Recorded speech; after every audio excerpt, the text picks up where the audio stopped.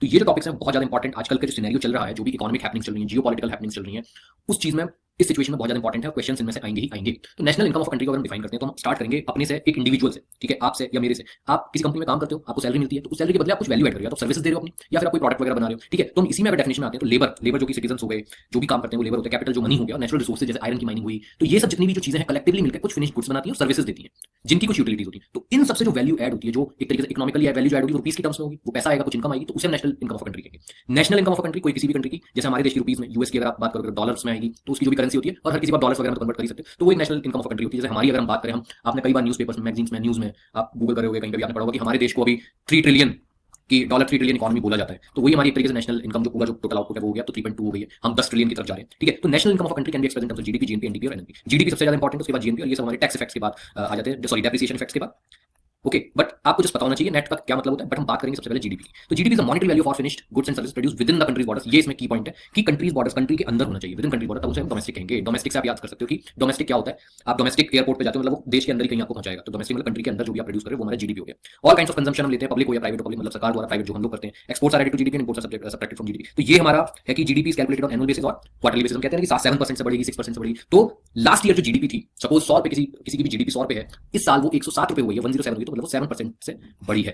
93 हो गई तो 7% से कम हो गई। तो फॉर्मूला ऑफ जीडीपी क्या होता है? Consumption, investment, government spending, imports और एक्सपोर्ट्स, ये सब चीजें ली जाती हैं, ठीक है। तो कंजम्पशन हो गया जो हम लोग करते हैं, इन्वेस्टमेंट हो गया जो भी सरकार करती है देश के बाहर या अंदर, ठीक है।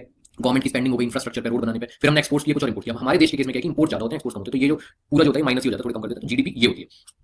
4 मेन कंपोनेंट्स होते हैं जो आपको याद रखने, private consumption, expenditure by government, investments और foreign balance of trade. Balance of trade कहते हैं एक्सपोर्ट और इंपोर्ट का जो भी हमारा नेट जो भी वैल्यू आती है। 3 मेथड्स होते हैं जीडीपी को डिफाइन करने के, एक होता है बेस्ड ऑन एक्सपेंडिचर, एक होता है बेस्ड ऑन आउटपुट और एक होता है बेस्ड ऑन इनकम। इनके डिटेल्स में हम नहीं जाएंगे, जस्ट आपको पता होना चाहिए कि ये 3 मेथड्स क्या होते हैं। अब difference between nominal and real GDP, ये बहुत इंपॉर्टेंट है, बस आपको याद रखना है कि जो रियल जीडीपी होती है, this is adjusted to inflation. Real GDP हमारी इन्फ्लेशन को भी ले लेती है कंसीडरेशन में। तो रियल जीडीपी, क्योंकि ऑब्वियसली हमारे देश में इन्फ्लेशन पॉजिटिव में ही रहता है, इन्फ्लेशनरी कंट्री है, तो रियल जीडीपी हमेशा नॉमिनल जीडीपी से कम ही होती है।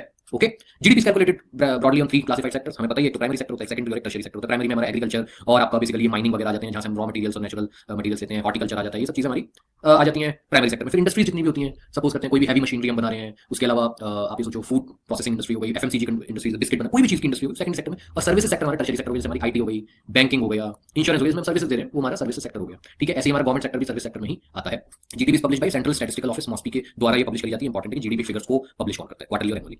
GDP measured in rupee terms, GDP growth is measured year on year basis, मैंने आपको भी बताया। ये आप चीजें एक बार देख लेना, कई बार पूछ ली जाती है कि जॉब्स जो प्राइमरी सेक्टर में होती है रेड कॉलर जॉब्स कहते हैं, सेकंडरी सेक्टर को ब्लू कॉलर जॉब्स और टर्शियरी सेक्टर को व्हाइट कॉलर जॉब्स। ऑब्वियसली आप टर्शियरी सेक्टर में, सर्विस सेक्टर में आप कोट पैंट पहन के, व्हाइट शर्ट के ऊपर कोट पहन के जाओगे, व्हाइट कॉलर कहते हैं। मोस्टली जो यूनिफॉर्म्स वगैरह होती हैं जब आप इंडस्ट्री में किसी फैक्ट्री में काम करते हो, ब्लू कलर की होती है। रेड कलर यहाँ से सॉइल वगैरह से लिया गया, तो इस तरीके से क्लासिफिकेशन किया गया। ओके, इसके बाद ग्रॉस नेशनल प्रोडक्ट की अगर हम बात करते हैं, तो ग्रॉस नेशनल प्रोडक्ट क्या होता है कि total value of final goods and services produced by countries residents या कंट्रीज नेशनल। तो आप ये याद कर सकते हो, जैसे किसी भी कंट्री को अगर आप कहीं पढ़ोगे तो नेशनल्स होते हैं, ठीक है। Indian national, Pakistani national, American national. तो ये हमारा ग्रॉस नेशनल प्रोडक्ट होगा कि अगर कोई इंडियन है वो यूएस में भी रहकर कुछ कमा रहा है तो वो भी ग्रॉस नेशनल प्रोडक्ट में हमारा ऐड हो जाएगा।